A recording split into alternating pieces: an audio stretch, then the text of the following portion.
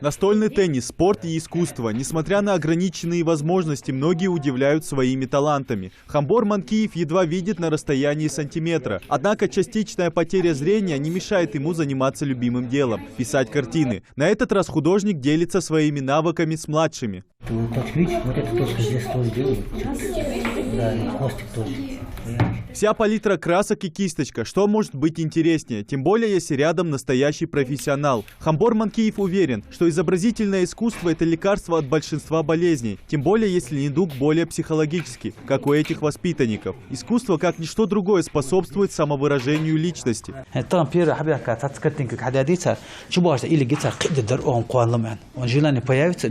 Потом второй, третий, четвертый хадис уже штауется к развитию волос. Поэтому начало интерес того герса краска картина деланжали к уроки я вот он делает сюда. То шежелано быть без, но просто им помогать надо он. То есть правильно произнести мастер из рисунка, ему помогать надо, а так он каждый бираши взглядом по миру, он видит свой взгляд. Магомед Басир Мистоев спокойно и размеренно водит кисточкой по бумаге. От сверстников его отличает замкнутость. Мальчику крайне тяжело общаться с ровесниками, а рисование ему помогает отвлечься и сосредоточиться. Надо отметить, Магомед Басир делает успехи. На этот рисунок у него ушло менее часа. Что ты рисуешь вообще? Горы, небо, земля. Скажи, тебе нравится вообще вот это? Ну да. А почему не нарисовал солнце еще? Не дошел до этого.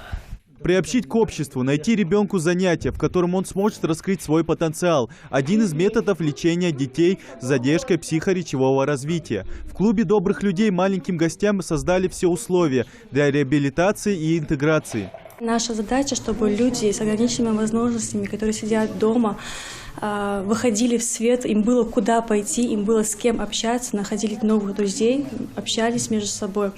Также у нас в рамках проекта проводятся тренинги с психологом, индивидуальные занятия с психологом, будет планироваться и спортивные мероприятия с детьми, в зависимости от того, какая у них возможность, опять-таки физическая возможность заниматься.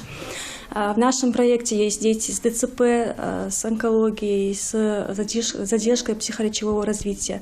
Главная цель Хамбора Манкиева – донести до общества, что инвалидность не приговор. Он на своем примере доказал, что можно добиться всего, даже с ограниченными возможностями. Идрис Ижиев, Магомед Шаухалов, Новости 24.